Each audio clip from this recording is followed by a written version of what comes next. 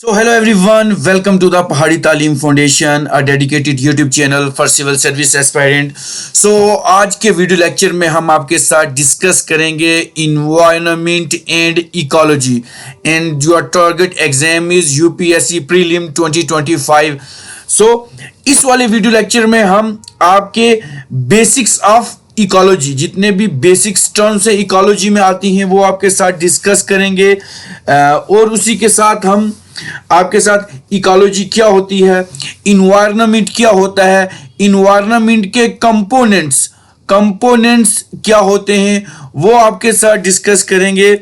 उसी के साथ हम आपके साथ डिस्कस करेंगे इंडिविजुअल्स क्या होता है, कम्युनिटीज क्या होती हैं, उसके बाद और भी काफ़ी सारे एस्पेक्ट्स जो हैं वो रहने वाले हैं।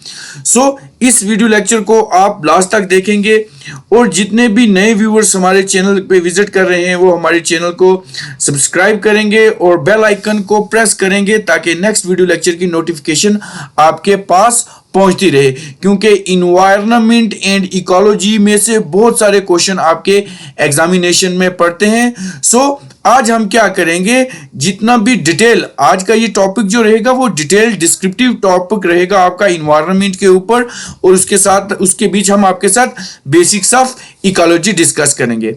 सो विदाउट वेस्टिंग टाइम हम अपनी पहली स्लाइड पे चलते हैं। तो सबसे पहले आज हम डिस्कस करते हैं बेसिक्स ऑफ इकोलॉजी। बहुत इंपॉर्टेंट चीज़ें हैं क्योंकि इन्वायरमेंट एंड बायोडाइवर्सिटी से आपके जितने भी एग्जामिनेशन से कम्पिटिटिव एग्जामिनेशन है उनमें से क्वेश्चंस आते हैं। सो चलते हैं, इसको स्टार्ट करते हैं। So what is ecology, ecology क्या होता है? सो इकोलॉजी एक रूट वर्ड से निकला है जिसको कहते हैं ओक्योस। याद रखें क्या बोलते हैं, ओक्योस मीन होस आर प्लेस टू लिव। ओक्योस का मतलब होता है क्या, होम या वो वाली जगह जहां हम रहते हैं उसको हम कहते हैं क्या, ecology. So literally it is the study of home of nature. जो भी होम ऑफ नेचर है, जहां जहां प्लेस में हम रहते हैं उसको हम इकोलॉजी कहते हैं। और अगर दूसरे वे में देखा जाए so it is the scientific study of the relationship of the living organism with each other and their environment. मतलब एक साइंटिफिकली रिलेशनशिप में रहते हैं जितने भी लिविंग ऑर्गेनिज्म हैं या जितने भी लिविंग ऑर्गेनिज्म हैं और उनका जो जो इन्वायरमेंट है। सपोज अगर हम ह्यूमंस की बात करें तो हम ह्यूमन से, ठीक है जी, हम ह्यूमन से तो हमारा रिलेशन कहाँ से रहेगा? सपोज हम लिथोस्फीयर के साथ भी अटैच हैं, ये हमारा एक इन्वायरमेंट है। हम उसके बाद हाइड्रोस्फीयर के साथ भी हमारा रिलेशन है और एटमॉस्फेयर के साथ भी रिलेशन है। तो ये हमारे सारे कौन से होंगे, ये हमारे इन्वायरमेंट होंगे जहां पे हम रिजाइड कहते हैं। तो हमारा जो इनके साथ साइंटिफिक रिलेशनशिप है रहने का उसको हम कहते हैं इकोलॉजी। और भी काफी सारी एग्जांपल्स बन सकती हैं। चलें जी नीचे वाले पार्ट के ऊपर चलते हैं। Environment and it's component. हमारा जो इन्वायरमेंट है वो क्या है और इसके जो कंपोनेंट्स हैं वो क्या है, ठीक है जी। अब देखते हैं इसको। The relationship and interaction between the organism and the environment। याद रखें जितना भी रिलेशनशिप होता है किसी भी ऑर्गेनिज्म या जो उसके साथ उसका पर्टिकुलर इन्वायरमेंट होता है उसके भी ये दोनों जब इंटरेक्ट करते हैं, इनका रहन सहन है जो भी है उसको हम क्या कहते हैं, आर हाईली कम्प्लेक्स। ये बहुत कम्प्लेक्स है। अब देखो ह्यूमंस और इनका जो इन्वायरमेंट है वो अलग है। अगर एनिमल्स की बात करें इन्वायरमेंट अलग है। प्लांट्स की बात करेंगे तो उनका इन्वायरमेंट अलग है। तो एक बड़ा कम्प्लेक्स सिस्टम है। सो इस अब देखो इतना सारा कम्प्लेक्स सिस्टम है तो इसको समझने में बढ़िया कम्प्लेक्स चीज चाहिए। तो इसको हम क्या करते हैं, इसको दो चीजों में कंप्राइज करते हैं। इट कंप्राइजेज लिविंग, जिसको हम बायोटिक कहते हैं। याद रखें क्या कहते हैं, बायोटिक। अब जब भी आपको कभी भी इन्वायरमेंट या इकोलॉजी में पूछा जाएगा लिविंग, तो लिविंग को वो हमेशा बायोटिक बोलेंगे, मतलब जो भी जान वाली चीजें हैं उसको बायोटिक बोलेंगे। एंड नॉन लिविंग थिंग्स जितनी भी हैं उसको एबायोटिक कंपोनेंट्स बोलेंगे। अब बायोटिक कंपोनेंट कौन से होंगे? सपोज ह्यूमन है, प्लांट्स है वगैरह वगैरह। और एबायोटिक जितनी भी नॉन लिविंग थिंग हैं, नॉन लिविंग थिंग्स को एबायोटिक कहेगा। अब नीचे ये देखो यहाँ पे उन्होंने यहाँ पे हमने क्या किया, अपनी स्लाइड पे जो हमारे नोट्स हैं उसके ऊपर हमने ये वाला अलग अलग करके, अब एबायोटिक एनर्जी, एबायोटिक मैगी। अब अगर हम बोलेंगे पत्थर है, वो सारी आउटडेटेड चीज़ें हैं। इकोलॉजी और इन्वायरमेंट के कंटेक्स्ट में हमें एबायोटिक में जहाँ आपको मिलेगी, बोलेंगे एग्जामिनेशन में आपको एमसीक्यू पूछ सकते हैं, ठीक है जी, एमसीक्यूज पूछ सकते हैं जी, बताएं जी बायोटिक कंपोनेंट कौन है। एक एनर्जी पूछ लेंगे, साथ में डिकम्पोजर पूछ लेंगे, साथ में पैरासाइट पूछ लेंगे, साथ में एनिमल पूछ लेंगे। तो अब वहां पे आपको दुविधा आ जाएगी। तो आपने दुविधा नहीं देखना, आपने देखना है कि एनर्जी जो है वो क्या है, एबायोटिक कंपोनेंट है। अब ये सारी इसकी एग्जांपल्स हैं, तो ये एग्जांपल आप लिख लें ताकि आपको याद रहेगी। रेडिएशन हो गया, टेम्परेचर हो गया, हीट फ्लो हो गया, एटमॉस्फेरिक वाटर वेपर वो वाले हमारे इसमें आते हैं, विंड है, वेव है, ग्रेविटी है, टोपोग्राफी है, सॉइल है, जियोलॉजिकल सबस्ट्रेटम, जितने भी जियोलॉजिकल सबस्ट्रेटम है जिसमें हमारी रॉक्स आ जाती हैं, मिनरल आ जाते हैं, ठीक है, ये सारी चीजें जियोलॉजिकल सबस्ट्रेटम में आ जाती हैं, ठीक है। ये हमारे पास हो गया बायोटिक, मतलब नॉन लिविंग है, ये सारे नॉन लिविंग है। उसके बाद हमारे पास सेकंड आ जाता है हमारे पास बायोटिक जो लिविंग थिंग हैं, जो लिविंग्स हैं, उनको हम बायोटिक कहते हैं, जिसमें हमारे ग्रीन प्लांट्स आ गए, नॉन ग्रीन प्लांट्स आ गए, डिकम्पोजर्स आ गए, पैरासाइट्स आ गए, सिम्बायोन्ट्स आ गए, एनिमल्स आ गए और मैन आ गया, ठीक है। मैन एंड इन्वायरमेंट भी कभी आता है। एक आपने ये भी MAB पढ़ा होगा, ठीक है, ये वाला पॉइंट। तो हमारे पास ग्रीन प्लांट आपको सब पता है।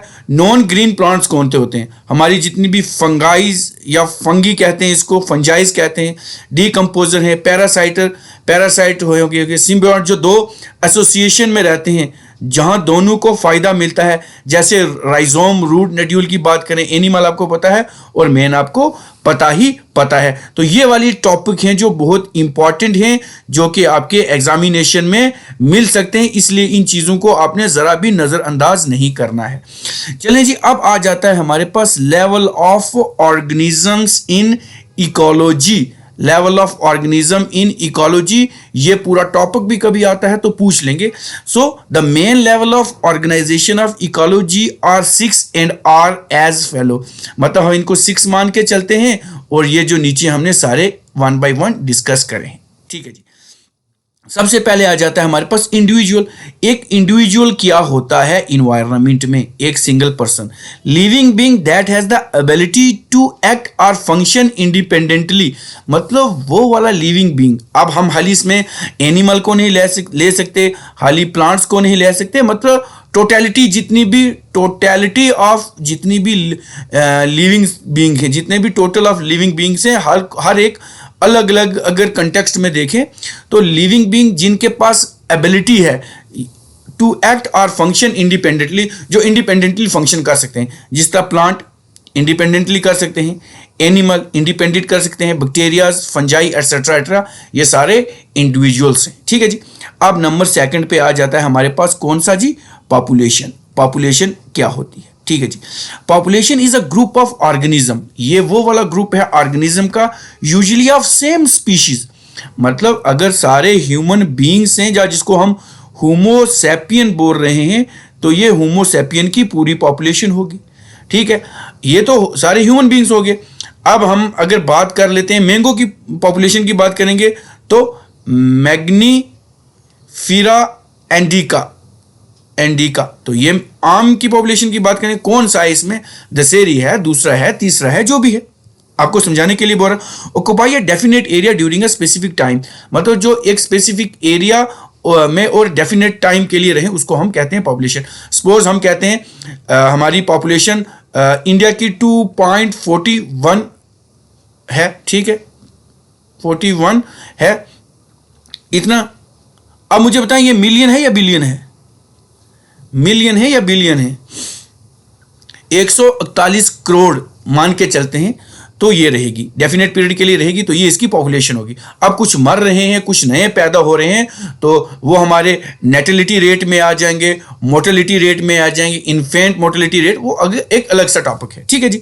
सो the main factor that make population increase, population increase कैसे होगी, बर्थ जब पैदावार ज्यादा होगी, बच्चे ज्यादा पैदा होंगे, या इमिग्रेशन से होंगे, जब बाहर से कोई बंदा, सपोज हम रह रहे हैं J&K में, तो कोई बंदा बाहर से दिल्ली से यहाँ पे आ गया, तो यहाँ से रहने के लिए आ गया, तो पॉपुलेशन इंक्रीज होगी। So this is the increasing factor, इसको इंक्रीजिंग फैक्टर भी कहते हैं।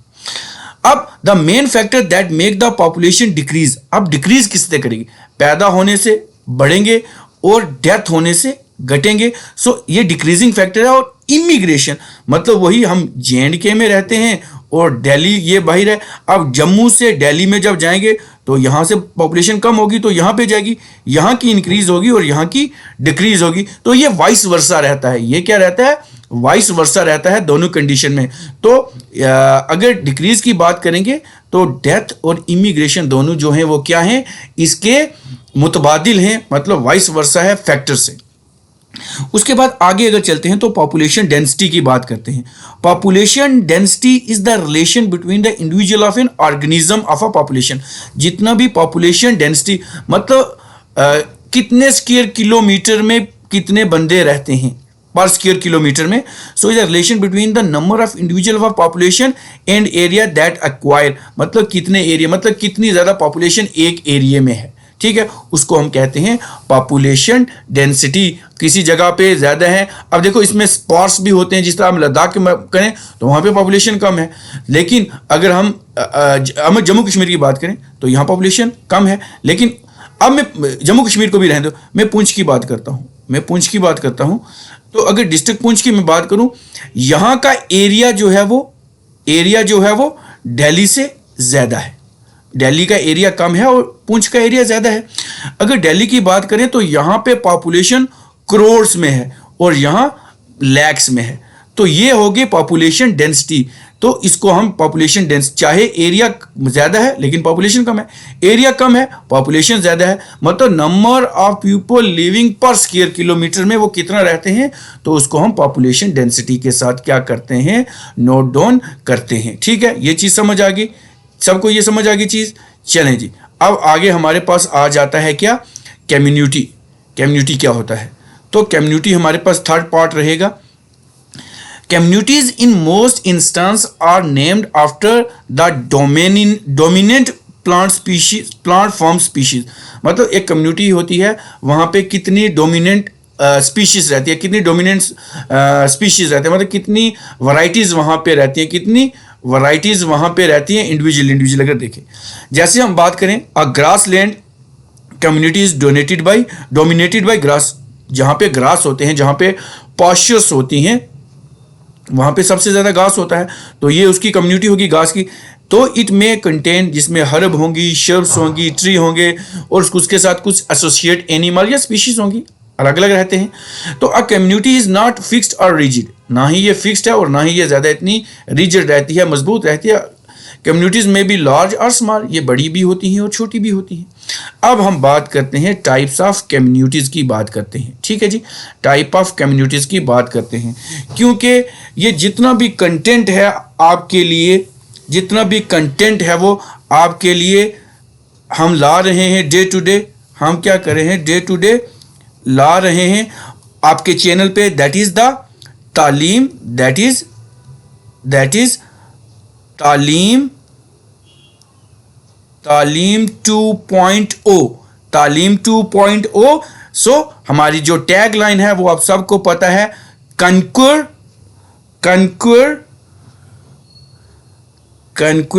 the exam battlefield। ठीक है जी, तो कोशिश करने की आपको जो है वो क्या कहते हैं, एक वैल्यूएबल कंटेंट प्रोवाइड करें।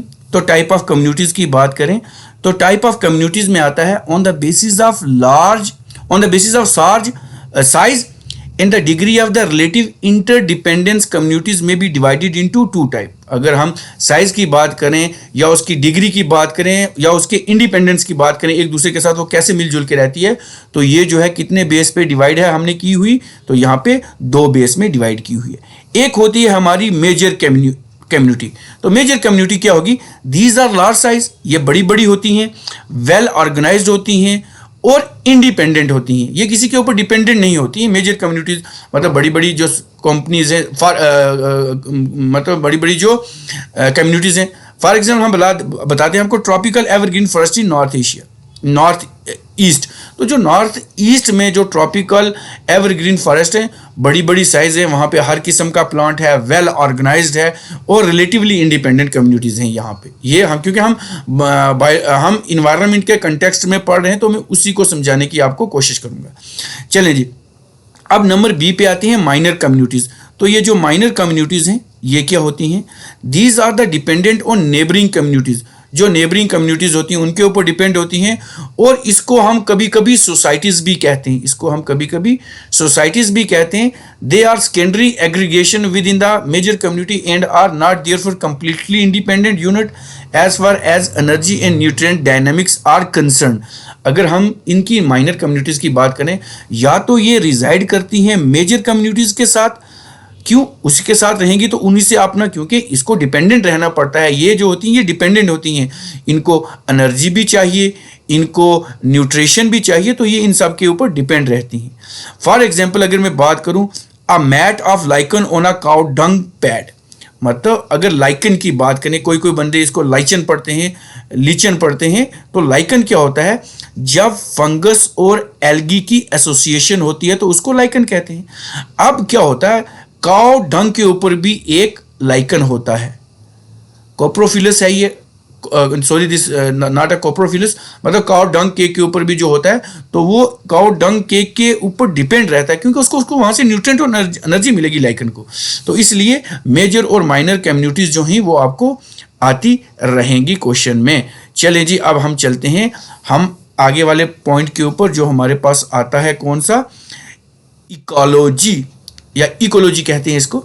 सो in ecology is defined as a structural and functional unit of biosphere.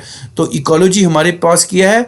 Structural and functional unit है हमारी बायोस्फीयर की, ठीक है जी। Consisting of communities of living being and physical environment, जितना भी लिविंग बीइंग है और जो फिजिकल इन्वायरमेंट जो हमें दिख रहा है, both interacting and exchange mineral between them. तो मिनरल एक्सचेंज हो रहा है, एक दूसरे के साथ इंटरेक्ट कर रहे हैं, फिजिकल इन्वायरमेंट हो चाहे हमारा टोपोग्राफिकल हो, जितना भी। सो इट इंक्लूड प्लांट्स हो गए, हमारे ट्री हो गए, animal, fish, bird, micro organism, water हो गया, सॉइल होगा, पीपल। तो ये सारे इसमें फंक्शनल और स्ट्रक्चरल यूनिट है पूरा इकोसिस्टम में। तो अगर हम बात करेंगे इकोसिस्टम के कंपोनेंट्स की, अगर हम इसके कंपोनेंट्स की बात करेंगे, तो कंपोनेंट्स ऑफ इकोसिस्टम हमारे पास क्या आता है? Component of ecosystem. So the component of ecosystem are categorised into biotic of living and abiotic of non living and biotic of living component, मतलब वही बायोटिक और एबायोटिक कंपोनेंट होते हैं। सो अगर हम बात करें, both the component of ecosystem and environment are same, ये दोनों सेम है। तो अगर हम पहले की बात करते हैं, हम इसके बायोटिक की, बायोटिक आपको पता है नॉन लिविंग इंटाइटीज हैं। तो इसको समझने के लिए हम पूरी स्लाइड ऊपर करते हैं सबसे पहले। तो ये क्या रहेगा? सबसे पहले अगर एबायोटिक की बात करेंगे तो ये हमारे पास रहेगा the inorganic and non living part of the world. एक तो इनऑर्गेनिक है और नॉन लिविंग। इनऑर्गेनिक जो आर्टिफिशियली होता है, और नॉन लिविंग मतलब जो लिविंग नहीं है। इसमें क्या क्या आते हैं? सॉइल आता है, वाटर आता है, एयर आता है, लाइट एनर्जी और एटसेट्रा एटसेट्रा, बहुत सारी चीज़ें आती हैं। टेम्परेचर मान के चलें, ह्यूमिडिटी मान के चलें, उसके बाद लाइट मान के चलें, सॉइल मान के चलें, ये सारे इसी में आएंगे एबायोटिक में। अब involve a large number of chemical, इनमें बहुत सारे केमिकल्स होते हैं, जिसमें हम ऑक्सीजन की बात करें, nitrogen, and physical processes involve. यहाँ पे एबायोटिक में फिजिकल प्रोसेस इन्वॉल्व होते हैं, जैसे वेल्कनोज लिखेंगे, हॉट मैग्मा निकलेगा, हॉट मॉल्टन मैग्मा निकलेगा। अर्थक्वेक है जिसको हम ज़लज़ला कहते हैं, या जिसको हम शेकिंग ऑफ द अर्थ कहते हैं। शेकिंग ऑफ द अर्थ जो होती है, या और भी काफ़ी जगह फ्लड हो जाएगा, फॉरेस्ट फायर हो जाएगा, क्लाइमेट हो जाएगा, एंड वेदर कंडीशन जितनी भी हमारा जितना भी वेदर फिनोमिना है वो सारा इसी के अंदर आ जाएगा।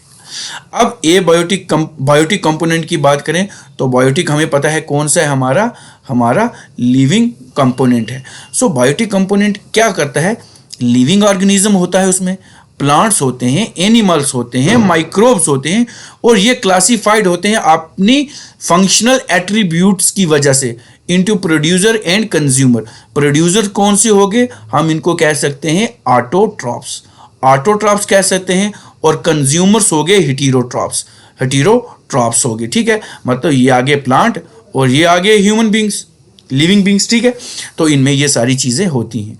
अब अगर हम बात करें प्राइमरी कंज्यूमर की, प्राइमरी प्रोड्यूसर की, तो प्राइमरी प्रोड्यूसर आप सबको पता है कौन से होते हैं, हमारे autotrophs. Auto mean self and ट्रॉफ mean nourishing या न्यूट्रिशन। तो सेल्फ नरिशिंग जो अपना खाना खुद बनाते हैं, इसमें कौन कौन से आते हैं, ग्रीन प्लांट आ गए हैं, सर्टन बैक्टीरिया जिसमें बैक्टीरिया हो गया, एल्गी हो गई, और साथ में इन द टेरिशियल इकोसिस्टम। अगर इकोसिस्टम टेरिशियल की बात करें, टेरिशियल होता है जो सॉइल पे होता है। प्रोड्यूसर आर बेसिकली हर्बिशियस होते हैं, एंड वुडी प्लांट्स की बात करेंगे। While in aquatic ecosystem producer, अगर हम पानी की बात करेंगे, मैरीन लाइफ की बात करेंगे या एक्वेटिक की बात करेंगे, तो producer are various species of microscopic algae. जितनी भी वो ग्रीन काई होती है एल्गीज, और इसकी भी काफ़ी सारी कॉलोनीज होती हैं, काफ़ी सारी होती हैं, तो ये सारे प्रोड्यूसर आएंगे। मतलब ये अपना जो खाना होंगे सेल्फ नरिशिंग होंगे, अपना खाना खुद बना लेंगे, मतलब पकाएंगे नहीं, बनाएंगे। दूसरे नंबर पे हमारे पास आ जाते हैं जी कौन से, कंज्यूमर। कंज्यूमर को हम हेटेरोट्रॉफ भी कहते हैं। हेटेरो का मतलब होता है डिफरेंट, और ट्रॉफ का मतलब होता है नरिशमेंट, मतलब दूसरों के ऊपर डिपेंड रहना। अदर नरिशिंग, इसको कहेंगे सेल्फ नरिशिंग, इसको कहेंगे अदर नरिशिंग, मतलब ये किसी के ऊपर डिपेंड है। अगर सपोज हम ह्यूमन से तो हम प्लांट्स भी खाएंगे, मतलब सब्जियां, और हम फ्लैश मीट भी खाएंगे, तो हम प्लांट्स के ऊपर भी डिपेंड है और एनिमल्स के ऊपर भी डिपेंड है खाने के लिए अगर बात करें। ठीक है ना, प्लांट्स की बात करेंगे हमें यहाँ से वीट मिलेगा, राइस मिलेगा, फ्लैश की बात करें मीट मिलेगा, दूध मिलेगा, काफ़ी सारी चीज़ें मिलेंगी यहाँ से। तो इसको हम कहते हैं कंज्यूमर। तो कंज्यूमर दो बन जाएंगे बायोटिक में। Consumer are incapable of producing their own food, ये अपना खाना नहीं बना सकते। क्यों नहीं बना सकते, क्योंकि हमारे अंदर जो है वो प्रोसेस ऑफ फोटोसिंथेसिस नहीं होता, और इनके अंदर फोटोसिंथेसिस होता है C6CO2 प्लस 6H2O। इसको जब हम रिएक्शन करेंगे तो C6H12O6 प्लस 6O2, ये जो ऑक्सीजन हमें मिलेगा, तो ये जो प्लांट है ये कार्बोहाइड्रेट, ग्लूकोज, शुगर की फॉर्म में अपने अंदर बना के खाना बना लेंगे। और ये क्लोरोप्लास्ट की वजह से होता है, ऑर्गेनेलीज की वजह से। हमारे अंदर जो क्लोरोप्लास्ट ऑर्गेनेली है, ह्यूमन के अंदर नहीं है, वो प्लांट के अंदर है। इनके अंदर क्लोरोफिल है, जिनकी वजह से इनका कलर ग्रीन है, हमारे अंदर मेलानिन है। डिफरेंस पता लग गया। दे आर डिपेंडेंट ऑन और फूड ड्राइव फ्रॉम प्लांट, वही मैंने बोला प्लांट के ऊपर डिपेंड है, एनिमल के ऊपर है, बोथ के ऊपर। अब जो प्लांट और एनिमल दोनों के ऊपर डिपेंड होते हैं उसको हम कहते हैं ओमनीवोरस।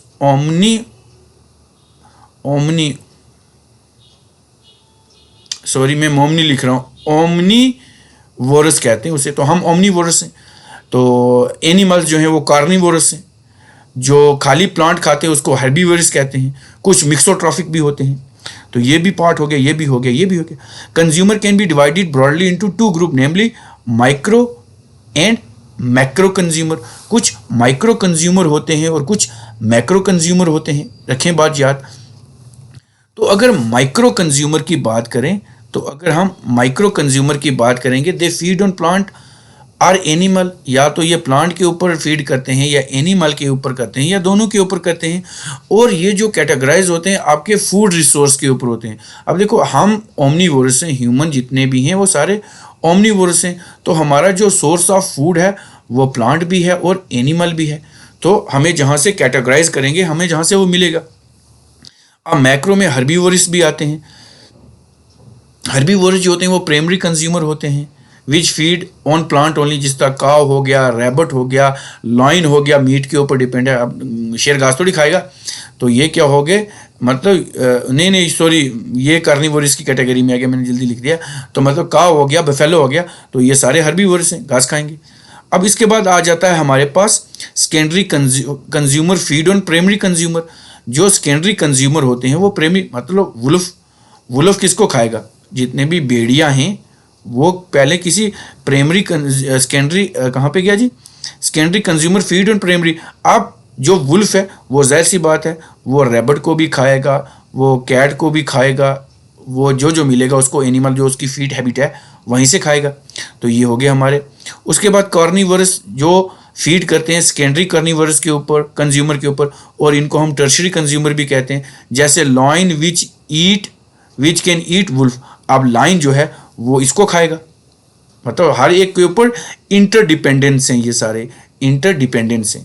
उसके बाद ओमनीवोर्स आ जाएगा। अभी मैंने बोला है ओमनीवोर क्या होते हैं, विच consume both plants and animal, जैसे हम ह्यूमंस आते हैं। सो जितने भी ये एस्पायरेंट वीडियो लेक्चर देख रहे हैं, इस वीडियो लेक्चर को लाइक भी कर दें, अपने फ्रेंड्स के साथ शेयर भी कर दें, और हमारे चैनल को सब्सक्राइब भी कर दें।